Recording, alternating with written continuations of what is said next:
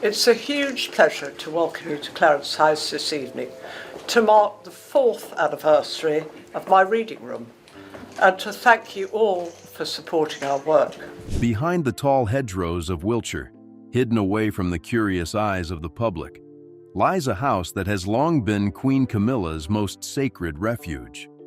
To the casual passerby, it is just another elegant Georgian country home, with ivy spilling across its stone walls and the soft rumble of the Avon River flowing nearby. But behind those gates, Ray Mill House has held secrets that few outside her closest circle have ever seen. For Camilla, this estate was never just a property. It was a sanctuary, a shield against the glare of flashbulbs, a retreat from the endless judgment of the public, and a reminder that, at least in one corner of her life, she could live by her own rules. Purchased nearly 3 decades ago, it symbolized freedom at a time when she had very little. And yet, the very retreat that once brought her solace has, in recent years, become the source of repeated disruption. Unwelcome discoveries, from environmental damage to privacy invasions, have turned this haven into something far more complicated. What was once her fortress has revealed troubling cracks. This is the story of what they found in Queen Camilla's private estate, and why it isn't good. When Camilla bought Ray Mill House in 1994, she wasn't yet Queen Consort. She wasn't even close. At that point, she was the newly divorced ex-wife of Andrew Parker Bowles, a woman still shunned by large swaths of the British public, and a figure many newspapers vilified. For £850,000, a considerable amount then, though modest compared with royal estates, Camilla secured a 6-bedroom Georgian home with stables, a conservatory, and gardens sprawling across 4 acres. To outsiders, it was just another fine Wiltshire property. To Camilla, it was something far more valuable: independence. Locals remember her as a quiet presence in the village. She shopped at small markets, walked her dogs, and wore jeans and gardening boots instead of designer gowns. At Ray Mill, she could strip away the layers of royal expectation and simply exist. As years passed, the house became more than a residence. It became a refuge. She cultivated roses, planted vegetables, and invited close friends for evenings free of press intrusion. When she later married Charles in 2005, the property remained hers alone, bought with her own money, separate from the Monarchy's portfolio. Camilla herself described gardening at Ray Mill as therapy. It was where she turned when the world outside grew unbearable. A private Eden, shielded from the tabloids and the relentless schedule of royal duty. But paradise rarely lasts untouched.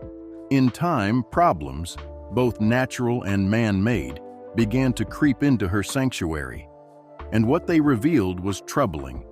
But the greatest discovery about Ray Mill House was not simply what nature or neighbors had done to it, but the toll all of it took on the woman who called it home.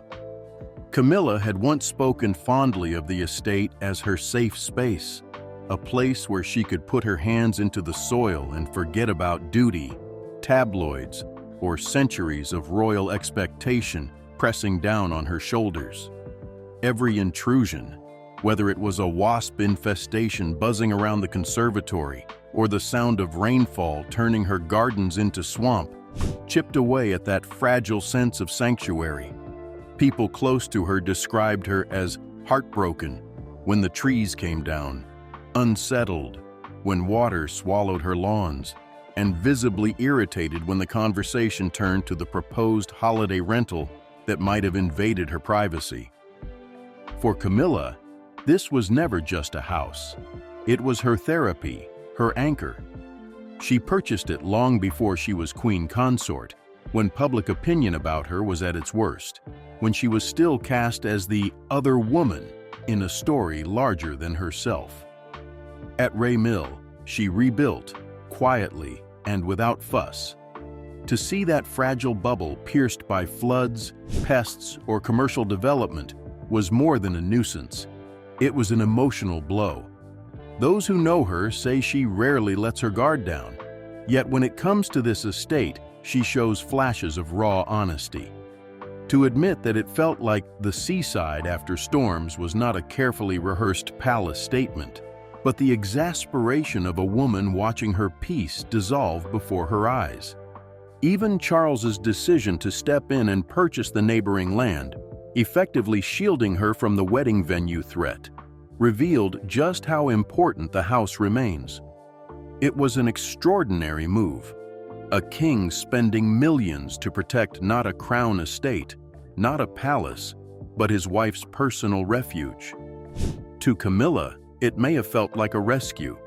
To critics, it was another reminder of royal privilege, of a family willing to spend fortunes while ordinary people tightened their belts.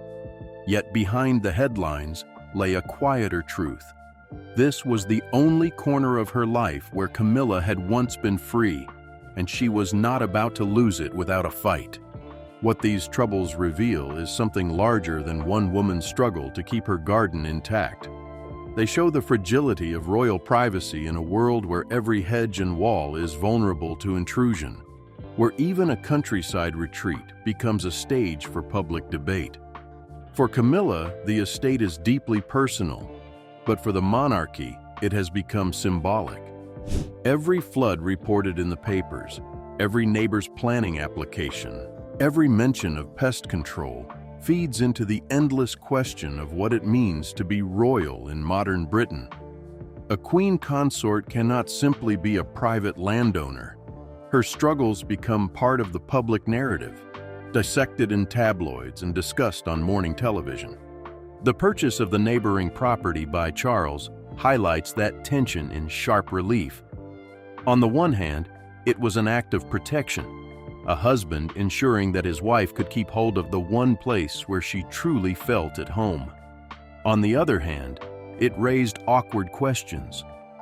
At a time when millions of ordinary families in Britain worried about bills, mortgages, and rent, the image of the monarch spending nearly £4 million to block out a wedding venue seemed tone-deaf to some. Supporters argued that the queen consort had the same right as any citizen to defend her privacy, and that the purchase was justified for security reasons.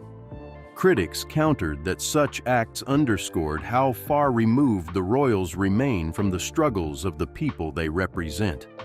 Camilla herself has remained largely silent on the matter, letting others speculate while she retreats once again behind the walls of Ray Mill.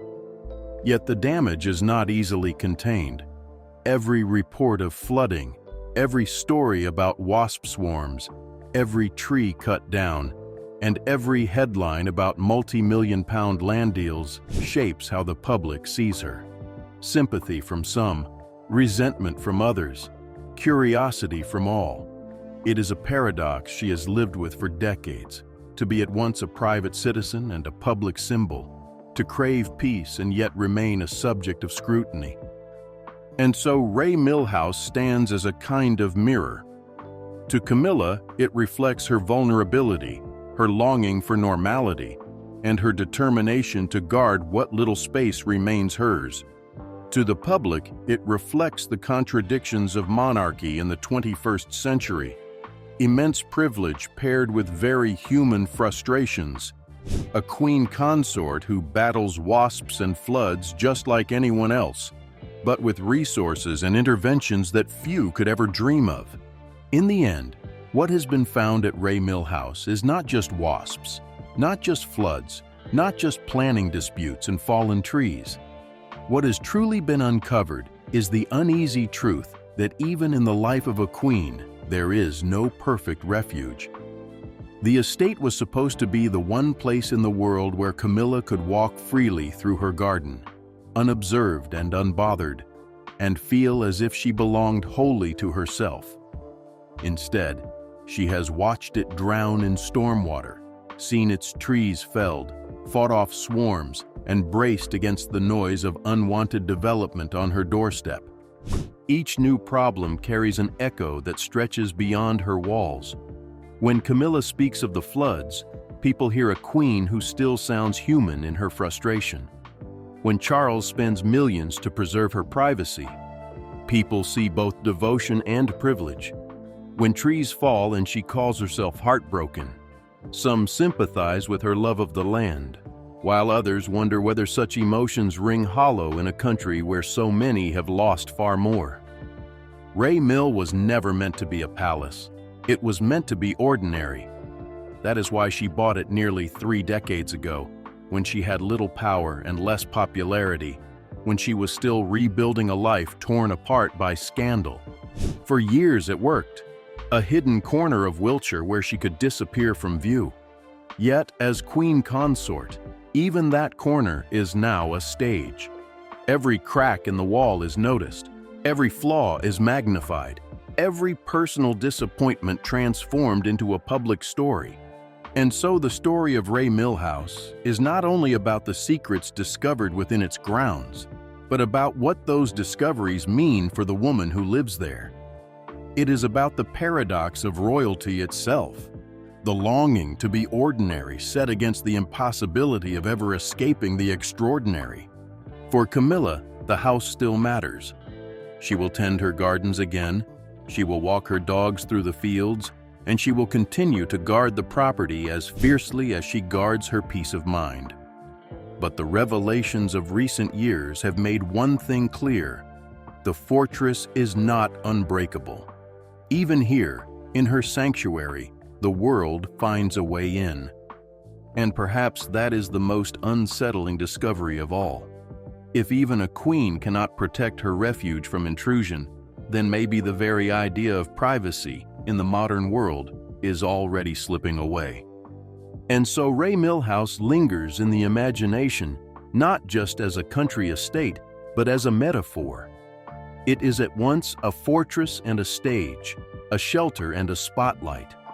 For Camilla, it remains the one place where she tries to step out of the shadow of history and simply live as herself. Yet for the world looking in, every fallen tree, every flood, every land dispute becomes a story, not about a garden, but about the monarchy, its fragility, and its contradictions. In a sense, the estate has revealed more about the crown than any grand speech or gilded ceremony. It shows that privilege does not erase the small irritations of life, only reframes them. It shows that privacy, even when fiercely defended, is never absolute. And it shows that the humanity of a queen, her longing for peace, her frustrations, her moments of heartbreak, will always surface, no matter how high the walls are built. What they found at Queen Camilla's private estate was never just wasps or water or the rumble of development next door. What they found was the undeniable truth that even the most protected lives are not immune to intrusion, to nature, to time. And in that truth lies both a warning and a reminder. A warning that the monarchy cannot escape the modern world pressing in at its gates. And a reminder that beneath the crown, even a queen consort longs for the same fragile refuge we all seek, a place to call home. Yet even as the years pass, Ray Mill House will remain bound to her story. Long after the headlines about floods and neighbors are forgotten, the image of Camilla wandering her gardens, rubber boots sinking into damp soil, will endure as a symbol of her quiet defiance. It is not defiance in speeches or grand gestures, but in the simple insistence that she will hold on to her sanctuary no matter what it costs. There is irony, too, in the fact that the property she bought to escape scrutiny has become the very thing drawing it back to her. Privacy and exposure coexist in those walls, each as persistent as the seasons that shape the land. One moment the estate seems to shield her from the world, the next it betrays her, offering up its troubles as fodder for debate. Still, she stays. Because in the end, the value of Ray Mill cannot be measured in money or even in the headlines it generates. Its worth lies in what it gives her, a place where the trappings of royalty can be shed, where she is not queen consort, but simply Camilla, a woman who loves her dogs, her roses, her kitchen garden. That is what makes it irreplaceable. And perhaps that is why this story lingers, why the details of wasps and water and felled trees strike a chord beyond curiosity. Because it reminds us that behind the formality of the monarchy lives a very human desire, to have one corner of the world where we can be wholly ourselves. For Camilla, that corner has always been Ray Mill House. So when we ask what they found in Queen Camilla's private estate, the answer is not just inconvenience or disruption. The answer is vulnerability. The answer is humanity. And the answer, perhaps most poignantly, is a truth that binds every life, that even the grandest walls cannot keep the world from finding its way in.